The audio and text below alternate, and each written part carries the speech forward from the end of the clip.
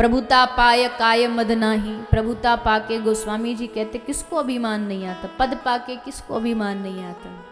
जब लोग दो चार आगे पीछे जी जी महाराज जी जी महाराज, अब मैं तो दूसरों का नहीं अपना ही कह सकती हूँ, दूसरे तो सब भैया विनम्र ही होते हैं, पर हम जैसे लोग अब दो चार लोग फोटो खींच लें, दो चार लोग आगे पीछे घूम जाएं और दो चार बड़ाई कर दें, बड़ी बड़ी अच्छी कथा करते हो, बड़ा बढ़िया कंठ है आपका, बस तो गुब्बारा फूल जाता मन में अभिमान का। अब तो हमसे आगे कोई नहीं, जो हैं सो ही हम हैं, पर हम ये भूल जाते हैं।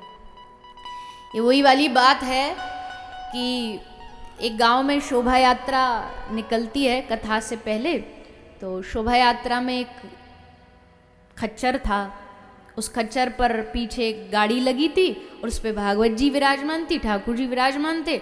शोभा यात्रा गांव में निकली। अब जैसे गांव में निकली, जैसे वो आता गाड़ी सामने आती तो लोग घर में आरती की थाली लेके खड़े हो जाते, माला लेके खड़े हो जाते और ऐसे ऐसे फूल डालते। तो जो खच्चर लगा था गाड़ी में वो क्या सोचता, अरे देखो हमारी कितनी वाह वाह है गांव में, जहाँ जा रहे हैं वहीं लोग फूल चढ़ा रहे हैं, वहीं लोग आरती कर रहे हैं, और एकदम घमंड में फूल के चल रहा था। यात्रा विश्राम हुई और जैसे विश्राम हुई भागवत जी गाड़ी से नीचे उतारी गई। जैसे नीचे गाड़ी से उतरी, ठाकुर जी अलग हुए, भागवत जी अलग हुई, सोई मालिक ने लिया डंडा और खच्चर को दो चार मारे कि चल अब आगे। और जब डंडे पड़े तब उसको समझ आया कि ये जो सम्मान था ये हमारा नहीं था, हमारे ऊपर कोई बैठा था, ये सम्मान उसका था। वो हटा, वो गया, तो हमारी जो हैसियत है वो शून्य है, वो जीरो है। आज जो कुछ व्यक्ति को प्राप्त हो रहा है, चाहे वो सम्मान हो, चाहे नाम हो, चाहे आदर हो, क्यों प्राप्त हो रहा है? क्योंकि हृदय में ठाकुर जी आत्मा रूप में बैठे हैं। एक क्षण अगर ये आत्मा निकल जाए ना, इस शरीर की क्या वैल्यू होती है ये आप भी जानते हो। घर वाले भी कहने लगते हैं कि अब शरीर, इस बॉडी को जल्द से जल्द शमशान पहुंचाओ।